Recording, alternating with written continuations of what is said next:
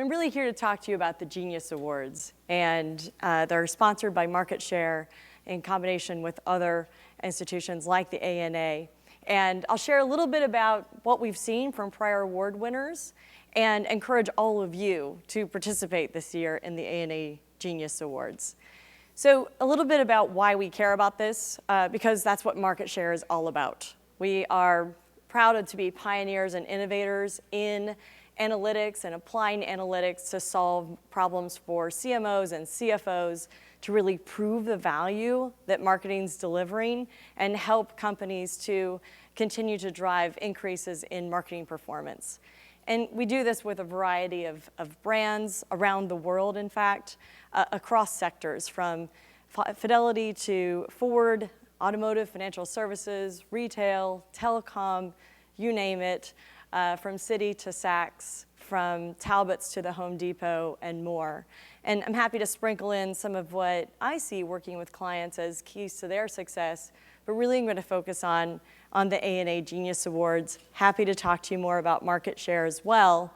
And now the broader Neustar capabilities, as we were acquired by Neustar in December. And that brings together a whole new playing field of applying analytics at the customer level, getting that full color picture of who customers are, how to find more of your most valued, prized customers as they interact with you across a magnitude of channels. So that's who we are and why we care. But again, this is really about the Genius Awards, sponsored by the ANA, the ARF, and the MSI. And it's for recognizing and celebrating excellence in marketing analytics. It used to be called the Marketing Analytics Leadership Award, but that translates to MALA, which just is a bad thing. So I think the Genius Awards is far more compelling and attracting a bigger draw for people who want to claim that title. So why should you care? Well, cash and bragging rights. Cash, there's a $100,000 prize pool that goes to a charity, but nonetheless, it's pretty cool to stand on stage in front of thousands of people at the ANA Masters of Marketing event later this year with your $100,000 check. Makes for a pretty cool Facebook post. But more importantly, also bragging rights. You know, claim the recognition for the great work that you're already doing. And of course you get a trophy. Of course you can put it on your LinkedIn. It's really great exposure to heighten awareness for the cool stuff that people in this room are doing and beyond. So who can participate? Well, it's really wide open.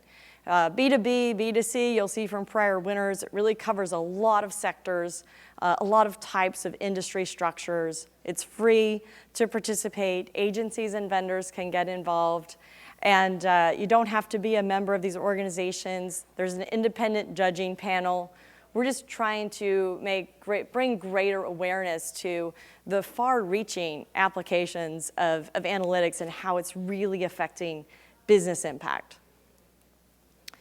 So I'll share a little bit about what some of these recognized brands have achieved. And as I said, so these were the 2015 finalists and award winners. And I know we have some people from these companies represented here today. I've seen Comcast. I think I've seen another one as well. So a round of applause for these award winners from last year.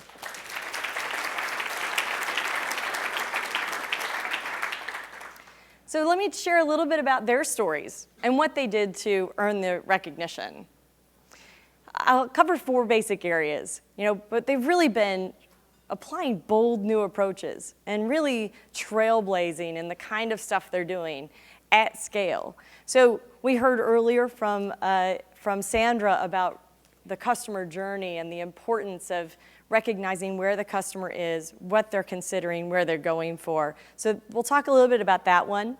Rethinking the rules of engagement, really pushing the boundaries and breaking down walls about how, where, and why you can apply analytics. And it's not just media, it's understanding the uncontrollable drivers as well. And then ownership.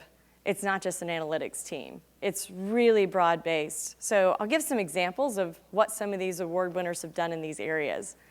First, rethinking the customer journey.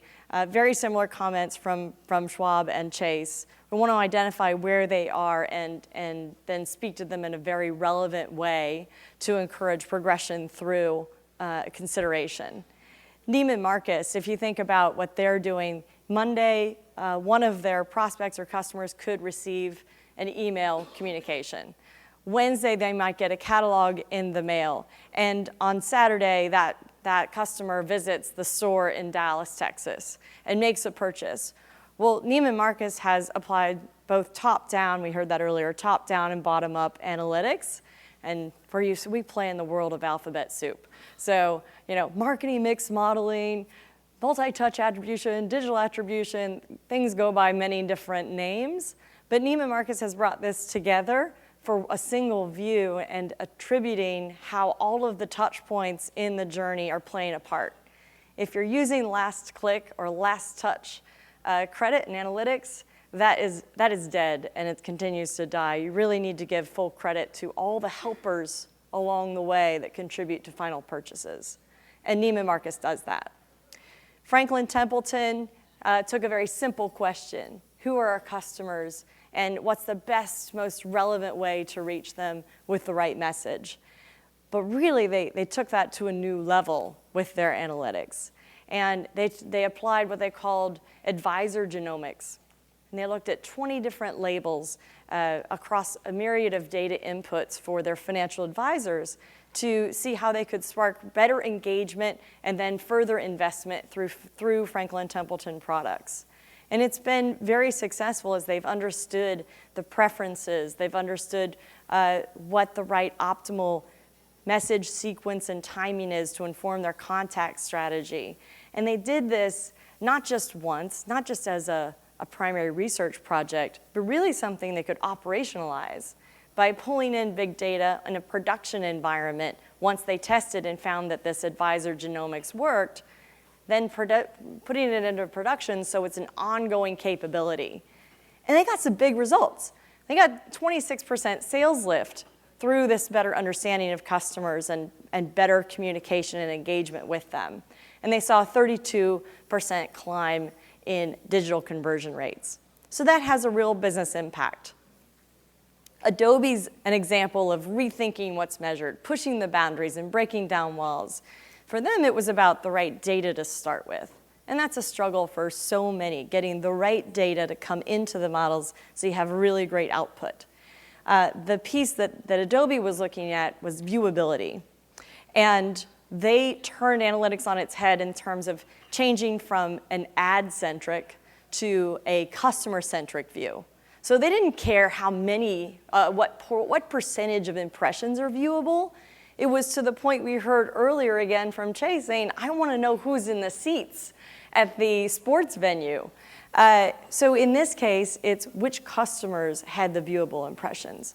And so that's really powerful for them. And they worked with a vendor network to put that capability together. Comcast put their testing program on hyperdrive. All of us have been doing multivariate or A/B testing for a long time. But what was different about Comcast was using 50 test cells, so minimum testing for maximum impact and learning, to get 1,000 combinations and understanding faster with fewer test cells used what they could glean from the market. So some really interesting applications.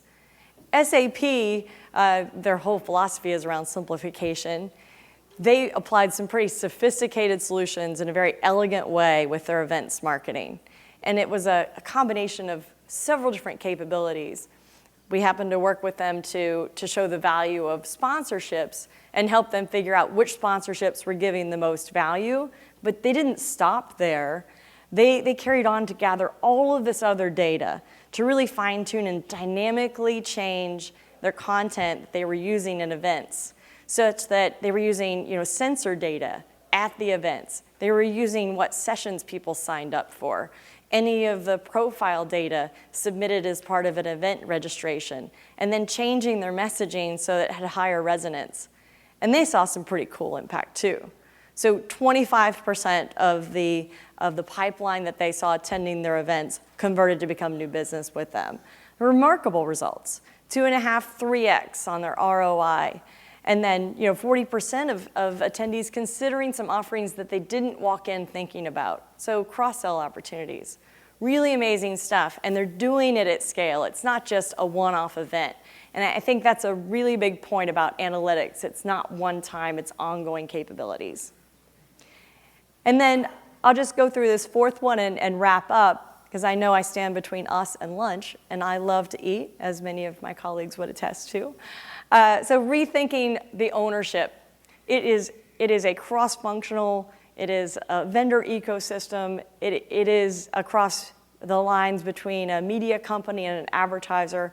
There are lots of ways that people need to come together to really get that kind of business impact that we've given examples of. Turner's a great example of changing the dynamic between advertiser and media company, where they change the conversation. And it's not just eyeballs or impressions. They've changed from eyeballs to outcomes. And talking about, well, not how many ads were served, but here's how many automotive sales that we're helping you make. And that's been pretty cool and great recognition for Turner, really driving, saying that they can drive 12% change in automotive leads, a 25% lift in impressions, and then talking about actual sales impact. And it varied by product category, but 3 to 17%. And to be able to optimize across their properties and convey that information to brands changes the working relationship. So you can't just outsource analytics to an analytics team or a head of analytics. It really is a shared ownership. And you have to live and breathe and celebrate analytics every single day. And that's what the ANA Genius Awards is all about, celebrating analytics. There was one other example, I don't know if it's here. Yeah, here we go. There was one other example from IBM, a great quote about, it's not just about really good analytics professionals. That has to be in place, of course. And by the way, a little plug for USAA, who has a table outside.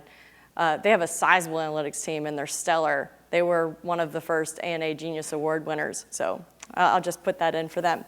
But it's really about marketing, finance, analytics coming together, and even beyond that. And we've got some articles out there that talk about that.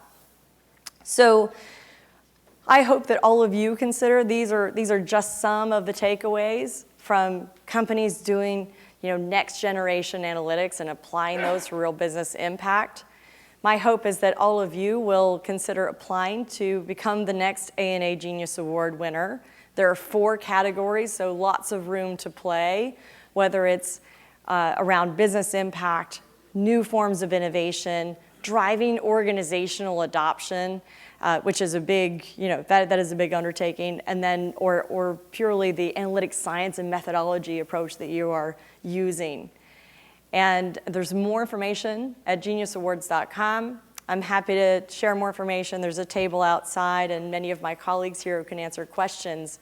You only have 2 weeks to sign up, so please do that to earn your bragging rights. Thanks very much.